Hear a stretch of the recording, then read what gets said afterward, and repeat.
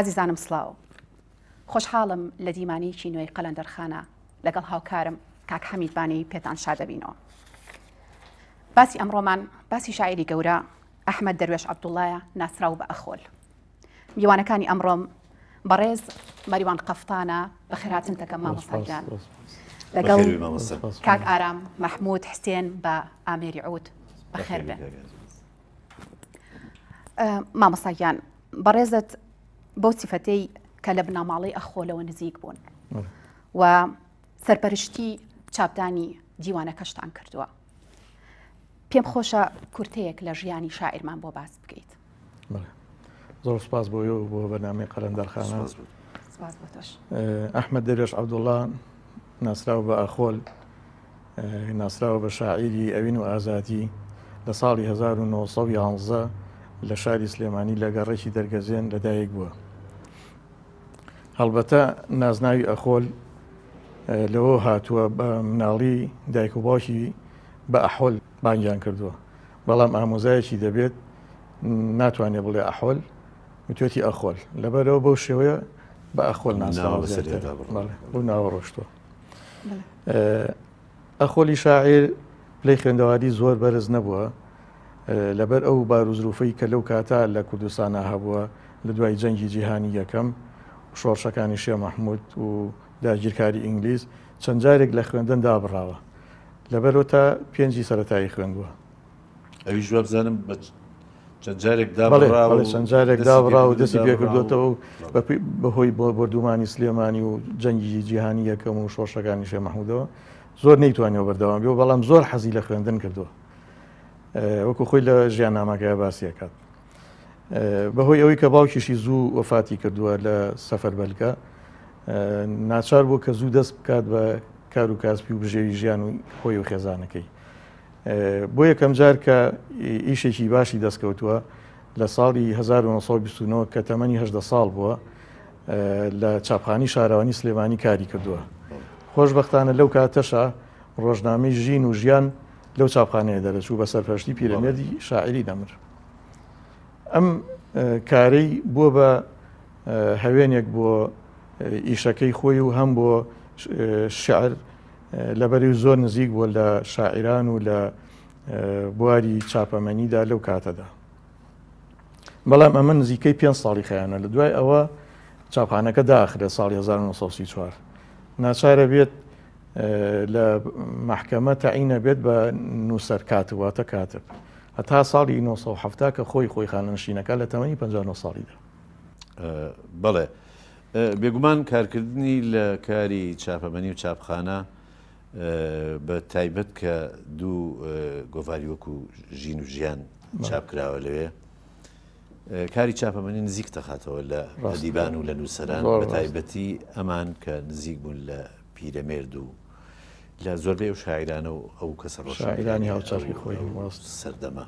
پێت وایە ئەمە کاری کرد بێتە سەر ئەوەی کە ینی ئاستی خوێندنەکەی هەرچەنە بەرز نەبوو بەڵام ئاستی ڕۆشنبیری بەرز کرد. زۆر ڕاستە خۆی لە ژیاننامەکە باسیەکە ئەڵێ خۆشترین ژیانم ئەو 5 ساڵە بووە کە لە چاپخانەکەیشم کردووە لەبەرەوەی زۆربەی زۆری ئەو نووسینانی کە هاو بۆ چاپکردنی لە ڕۆژنامەی ژین و ژیانە هەمی خوێنوەتەوە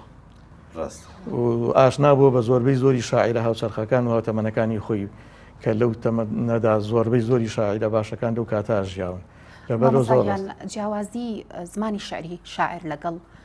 شاعرەکانی هاوچەرخی خۆی چییە؟ ئەخۆل شاعرێکی زۆر هەستناسک بووە بەڕاستیەکەی بە سەلیقەی خۆی بە هەزناسی خۆی زۆربەی زۆری هۆنراوەکانی وەکو خۆی باسیەکە ئەڵێ ڕووداوێک کاریگەری تێگردووم لەبەر ئەوە ئەو ڕووداوە بووە بە هەوێنی شعرەکانم زۆربەی زۆری شعرەکانی ڕووداویشی لە پشتەوە بووە ئیتر ئەو ڕووداوە جوانی بێ مردنی ئازیزێک بێت مەسەلەن لە سێدارەدانی کەسێک بێت یانە ئەفسەرەکانی کۆمانی بەهاباد یا عەشقێک بێت زۆر تاسیری هەبوو کاریگەری هەبوو بەسەر ئەخۆن. پێم خۆشە ئەگەر کاک حەمید ئێستا شعرێکمان بۆ بخوێنێتەوە و پێشمان بڵێ چ شعرێکی هەڵبژاردووە ئەگەر کاک ئارامیش ڕاستیە ئەم شعرەی زۆر ئاشنایە بە دڵی هەموو خەڵک ینی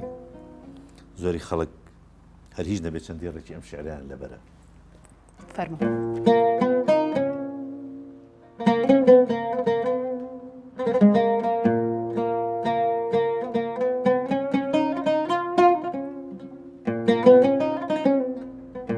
وڕێنە دڵم هەر ئەو دڵەی جارانە ئێستا کەش ئەناڵێنێ هەناسەی ساردی ناکامی لە سینەمدا تاسێنێ ئەگەر جوانیت سەرنجم ڕابکێشێ مەگرە لێم چونکە جەماڵت پەیکەری ڤینۆسی خوای جوانیش ئەجوڵێنێ پەشەت لادە ببینم ڕوود ئەمن خۆسەیری تۆ ناکەم لە ڕووی تۆ تێدەگەم یەزدان چلۆن نەخشی ئەنەخشێنێ کە تیشی ڕۆژ ئەدا زاخاوی پرچی زەردی زێڕینت لەلام قەوس و قەزەح هیچ ڕەونەق و شەوقێکی نامێنێ بەوەش دڵشاد و خۆشحاڵم کە یادی ناومێدی خۆم بەخوڕ ئەشکی لە چاوانە قەتیسماوم ئەبزوێنێ تەمەن ڕوو بۆ خەزانە ڕوە کەچی گەردوون ئەوە تازە لە وێرانەی دڵا تۆوی گوڵی دڵداری ئەڕوێنێ بە چەشنێ خۆشەویستی تۆ لە سینە و کەلەما چەسپە مەگەر جامی ئەجەل ئەو تین و تاوەی لێ هەڵێنجێنێ.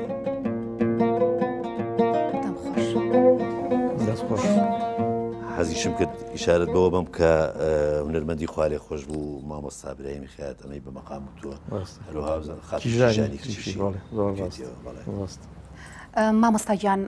هۆکاری چی بوو کە ئەخۆلت هەڵبژارد بۆی سەرپەرشتی چاپکردنی دیوانەکەی بکەیت؟ بەڵێ لە ڕاستیە نەوزاد قەفتان ئامۆزای منە لە ئەڵمانیا سنتەرێکی کللتوری هەیە پێ ڕاگەیاندم کە حەزەکەم دیوانی خۆل چاپکەینەوە لەسەر ئەکی خۆی ساڵانە چەند کتێبێک چاپەکە و منیش نزیکم لە بنەماڵەکەیانەوە نزیکە خزمەتێکمان هەیە زۆر بە باشمان زانی و لە ڕاستیە سێ جاریکە چاپ کراوەتەوە چاپی یەکەم و دووەمی خۆی لە ژیاندا بوو لە ساڵی 1970 بەڵام لەو کاتەیە هەموو سەرجەمی شعرەکانی تیانە بە خۆتان نەزانن لەو زەمانان نەیتوانی هەموو شعرەکانی دابەزێنێ لە چاپی سێم یا پەریخانی کچی هەستا بۆ کارە کە سەرجەمی شعرەکانی کۆ کردەوە بە هاوبەشی لەگەڵ کاک ئەحمەد حسێنە کە چاپێکی سەرجەمی بوو بەڵام چاپێکی جوان نەبوو وەکو کتێبەکە لەبەرەوە ئێمە هەستین بە شێوەیەکی زۆر جوان چاپی چوارەمان چاپ کردەوە بەڵام جیاوازەکەی لەگەڵ چاپی ئەوەی پەریخانە ئەوەیە کە ئەو لێکۆڵینەوە و باسانی کە کراوە لە سەرخۆل و دەستنووس و مەجموعەیە شت لە چاپی سێمە هەبوو ئێمە لامان برد بە تەمەین لە کتێبیشی ترا ئەوانە کۆکەینەوە و بڵاوی بکەینەوە. بەڵێ مامۆستا ئێمە وەکو سەرنجین گەلێک لە شعرەکانی ئەخۆل کراون بە مەقام مەسەلەن ئێمە شعری شەرتە تا ڕۆژی حەشر خولیایی من بێچاویار کە مەقامێکی زۆر مەشهورە کە بە عەلی بەردان خۆی ناوینەوە مەقامی هیجرانی مامۆستای گەورە عەلی بەردان پێتی و مەقامێکی زۆر زیندوو و شعرەکەش بەڕاستی شاکارێکە لە ئەدەبی کوردیە گەلێک شتی تر ئێمە ئەوی شکوری خەیات مەستم بە نەشئەی شاناز ئەوەش شکوری خەیات بە قەتار و توێتی بەڵێ ئەنجا ئەمەی تریش کە ئیستا باسمان کرد ئەم شعرێکە خوێنمەوە کە ئیبراهیمی خەیات و گەلێ شعری تری کراوە بە مەقام ئەمە ئەوە ناگەیەنێک کە ئەخۆل لەگەڵ زمانە ئەدەبیەکە ڕۆحێکی هونەریش تایە ژیاوە زۆر ڕاست زۆر ڕاستە زۆربەی زۆری شاعیران ئەگەر شعرەکەی هەستناسیەک و ڕۆحێکی مۆسیقی تیا بێ سەرنجی گۆرانی بێژان و ئاوازدانەران ڕاکێشە بەلای خۆیان چەند شعرێکی ئەخۆل چەند دانەیەکی هەژنۆ شعری سەرنجی گۆرانی بێژان و ئاوازدانەرانی ڕاکێشاوە کردویانە بە گۆرانی زۆر جوان یەکێ لەوانەوەی کە لە سەرەتاتە گۆرانەکەتان سکاڵا لەگەڵ بولبول من حەزەکەم لەسەر ئەو شعرە قسە بکەم ئەو شعرە ئەم شعرە ناسکە جوانە هینی توانای سەرەتای ژیانە یەکەم شعری یەکەم هۆنراوەی ئەخۆل بریتە بۆ لەم شعرە و دەستخۆشیێکی زۆریشی لێکراوە لەلایەن لە 20 ساڵی ئەم شعرە مامۆستاگیان بۆ ئەوەی بینەرانیشمان زیاتر ئاشنا بن بەو شعرە پێم خۆشەگەر کاک ئارام هاوکارم بێ شعری پەیمان و شیوان بخوێنمەوە.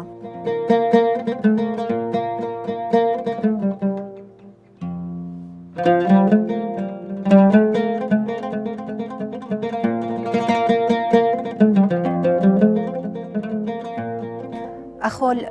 لە شعری پەیمان و شیوەندا ئەفەرموێ شەرتە تا ڕۆژی حەشر خولیای من بێ چاویار وێڵی سەحرا بەمە هەمیشە تەرکەکەم خوێش و دیار شەرتە خوێنم یا بە گریان ئەڕێمە سەفحەی عەدەم یا بە شمشێری ڕەقیبانە ئەبێ بتکێتە خوار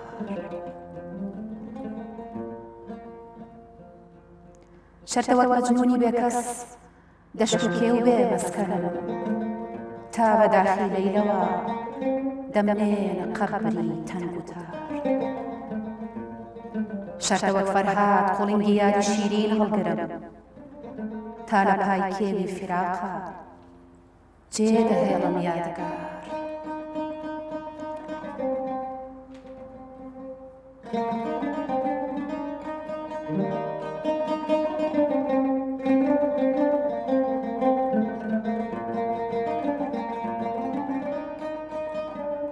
شەرتە وەک یاعقوب لە دووری یوسفی گوم گەشتەکەم سینە پڕغەم دیدە پڕنەم تا ئەبەد نەگرم قەرار شەرتە وەک ئازیز مەردە سەر لە ئەژنۆ بەرنەدەم بۆ دڵی وێڵ و غەریبم دائیما بگرین بەسەر دەست خۆش مامۆستا ئەخۆلی شاعر پەیوەندیەکی پتەوی لەگەڵ زۆربەی شاعرانی ئەو سەردەما هەبووە وەکو شێخ نووری شێخ ساڵح گۆران بێکەس مەدهۆش مامۆستا ئیبراهیم ئەحمەد ڕەمزی قەزاز کە ئەوانە بەڕاستی کەڵەشاعیرەکانی زمانی خۆیان ڕۆشنبیری سەردەمی خۆیان بوون. لەم شاعیرانە وەکو یعنی سەرنجی دیوانەکەی و سەرنجی شعرەکانی دابێ کاریگەری کامیان زیاتر بەسەر ئەخۆلی شاعیر زۆر هاوڕێی نزیکی بێکەس بووە، زۆر لە بێکەسەوە نزیک بووە. وەکوتم لە چاپخانەکەش کاری زۆری لەگەڵ پیرەمێردی شاعیرا کردووە، زۆر بە یەکۆ کاریان کردووە و ئەو شاعیرانی کە لە کاتی خۆیان شیعریان ناردووە بۆ ڕۆژنامەی ژین و ژیان هەمووی هاتۆتە بەردەستی ئەخۆل خوێنیوەتیەوە اینجا نردێتی بۆ چاپ لەبەرەوە زۆر ئیسفادەی لە هەمویان کردەوە ڕاستیەکەی زۆر زۆر. بەڵام ئەوی کە زۆر جێی سەرنج دوای ڕۆحێکی تایبەتی خۆی هەیە اینجا خۆی ئەڵێ ئەو 5 ساڵی کە لەوەیشم کردووە من زۆر ئیسفادەم لێ کردووە و بووە بە هۆیە کە زۆربەی زۆری شاعیرە هاوچەرخەکانی ئەو کاتە بناسێت لە یەکەوە نزیک بن لەبەرەوە زۆر کاریگەری زۆریانی بەسەر ئەوانی کە ناوت بردە جەنابێت. مامۆستاگیان شاعیر جگە لە شعر ئەزمموی تری هەیە چیرۆک پەخشان یاخود نووسینی تر؟ نەخێر بەس شعری هەبوو. بەڵام خۆشی بەڕاستیەکەی وەکو باسیەکەن زۆر دەمخۆش بووە و گۆرانیشی وتووە هەتا لەگەڵ عەلی مەردانە ئەو شەرتە تا ڕۆژی حەشرە بە یەکەوە وتویانە. ینی دەنگخۆشیش دەنگخۆش بووە بەڵێ خۆشنووسیش بووە، خۆشنووسێکی سەردەمانی خۆی بوو، ینی دەستنووسیشی هەیە لە کتێبی دووەمە هەمی بڵاوکەین ئینشەڵڵا. ئەمە بەهرەمەندی ئەوە گەیەنێ کەسێک کە تا پۆلی پێنجی سەرەتایی بڕی بێت توانی بێتی. من سەرنجی هەندێشتی ترێن بەڕاستی شارەزایی لە کێشەکانە کێشی شعری ئەخۆل شعرەکانی گەربەوردی بخوێنیتەوە بە تایبەتی ئەو کێشی پەنجە لەوانەیە ئاسان بێت بۆ کەسێک کە کورد بێت شارەزایی لە عەڕوزی شابوو ئەو کێشە سیلابیە خۆماڵەکان. بەڵام بە زۆربەی کێشەکانی عروز شعری نووسیوە هەموو زەڕبەکانی هەزەج و ڕاستە مزارع و ئەمەش ئەنجامی ماندووبوونێکی زۆر وەکوتم سەلیقەی خۆی و هەستناسی خۆی و تێکەڵبوونی بە شاعیرانی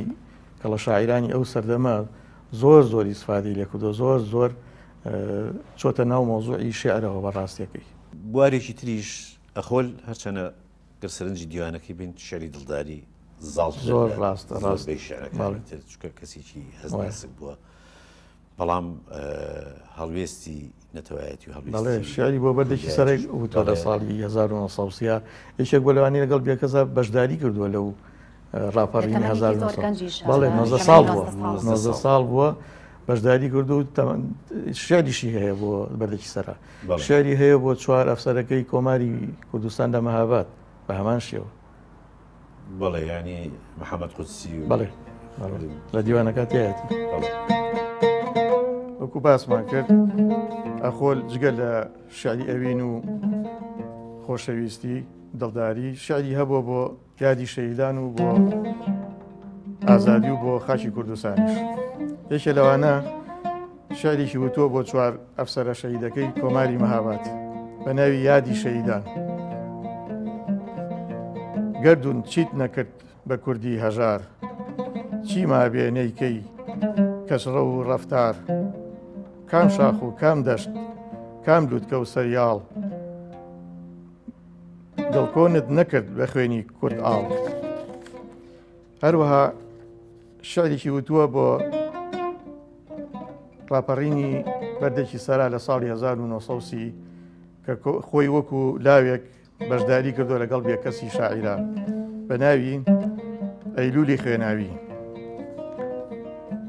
بەجارێ ماڵی وێرانم سلێمانی خرۆشاوە بەسەر هیچ کەس نەیە خوایە ئەوەی لەم شارە قەوماوە. بەیانی بوو 6 ئەیلول لە ناکاو گولە وەک باران ئەباری بۆ قڕی میلەت ئەوی پیر ئەوی لاوە. بەدەم شەستیرەوە لاشە وەکو زۆربەی گەڵا ڕێزان لە ڕێدا عینی ئەتوت بەردە بازی جۆگەلەی ئاوە. دەم خۆش مامۆستاجان ئەمە وەکو لەسەر ئەخۆل بیستومانە کەسێکی زۆر کۆمەڵایەتی بووە زۆر حەزی بە تێکەڵبوون و حەزی بە کۆڕووکۆبوونەوە کردووە. جا هەندێشتی تر وەکو ڕۆحی پێشبڕکێی شعری کە زۆر ڕاست ئەخۆ لە بووە حەزەکەم چەند نمونەیەکمان بەڵێ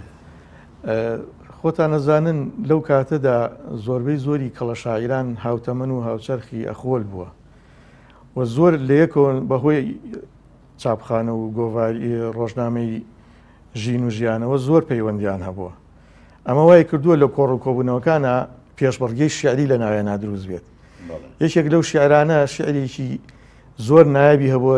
بۆ گردی سەیوان کە گردی سەیوان چی ئەکا بەم خەڵکە چەند ناودار لەم گردی سەیوانان نێژراوە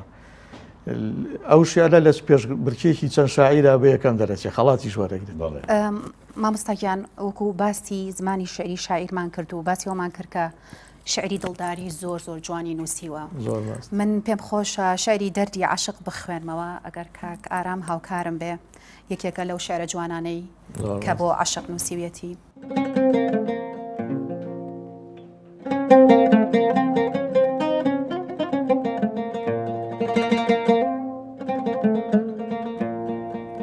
ئەخۆل لە دەردی عاشقا دەفەرموێ خوایە کەس تووشی نەبێتە دەردی بێ دەرمانی عاشق کەس نەبێت و چاری تیر و خەنجەری زیندانی عاشق هەر کەسێ زۆر زۆر بەجەرگە و پاڵەوانە و قارەمان با بتوانێ بەرگە بگرێ گەر بووە میوانی عاشق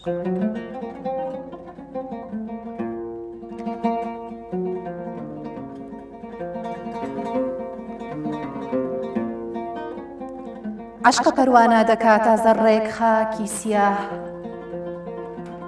ئاوی مەشهورە کە مەجموع بۆتە سەرگەردانی عشق زاڵمێکی وایە عشق فەرهادی کردە کۆهکەن حکمیدا بە قەتڵی مەنسوور حاکم و سوڵتانی عشق شەمسی تەبرێزی کە سووتا کردیە کۆهی زوخاڵ پڵپڵەی خوێن کەوتە جەرگی بولبولی خۆشوانی عشق چەند جوانی جوانە مەرگ کرد چەند هەزار شاه و گەدا دەردی بێدەرمان و دایی بێ سەر و سامانی عشق مامۆستاجیان پێش بەرنامەکە باسی کارێک شتێکمان کرد کە ڕێزت بانگەوازێکت هەیە بۆ شعرەکانی ئەخۆل جا حەزەکەم ئەو بانگەوازە بە خوێنەران و بینەرانی خۆشەویست بگەینی ئەوەکو باسم کرد چاپی چوارەمی دیوانی ئەخۆل کە ئێمە هەستاین بە چاپکردنی جیامان کردەوە لەو لێکۆڵینەوە و ڕەخنە و باس و بەعزە تێکستێک و بەعزە دەستنووسێکی ئەخۆل خۆی بۆی وەکو دیوانێک بمێنێتەوە بەڵام بڕیارماندا و پەیمان نامماندا بە کامەران کوڕی ئەخۆلی شاعیر کە لە دووتۆی کتێبێکی ترە چی هەیە لەسەر ئەخۆل لە کتێبێکی جیایە بڵاوی بکەنەوە داخۆشە تەندروستی باش لەبەرەوە وەکو فرسەتێک لەم بەرنامە جوانی ئێوەوە کێ ڕەخنە یان لێکۆڵینەوە یان نووسینێک یا وێنەیەک یا هەشتێکی هەبێ لەسەر ئەخۆل لەو کتێبای بڵێەکەینەوە وەکو تیشمان زۆربەی زۆری شعرەکانی کراوە بە گۆرانی هەر لەو کتێبەیە ئەو شێرانی کە کراوە بە گۆرانی لەگەڵ مۆسیقارێکە ڕێیەکەوین کە نۆتەکانیشی بنووسێتەوە هەم کورتەیەک لە ناوی گۆرانی بێژەکە و ئاوازدانەرەکەش داهانین و هەم ئەگەر وێنە و یان شتێکی نایاب هەبێت لەسەر ئەخۆل یان نووسینێکە بێ کێ هەیەی بۆمان بنێرێت ئێمە بە خۆشحاڵی و بەناوی خۆی و بڵاوەکەینەوە لەو کتێبەیە سپاس بۆ سپاسستانەکان سپاس بۆ بەنامە جوانەکەدان ئەو زانێرە بەندخانە لەسەر شاعری گەورە ئەخۆل سپاس بۆ کاک ئارام و دەناسکەکەی خۆشەویستان لێرەدا دینە کۆتایی ئەڵقەیەم جارەی بەرنامەی قەلەندەرخانە بەرنامەکە کۆتایی هێنین بەو گۆرانیەی مامۆستای شەهید مامۆستا قادر کابان وتێتی بەجارێ ماڵی وێرانم هیوادارین بەرنامەکەمان و ئەم کۆتاییەکی ڕەزامەندی ئەوەی خۆشەویست بێ و زۆر سوپاس بۆ هەموو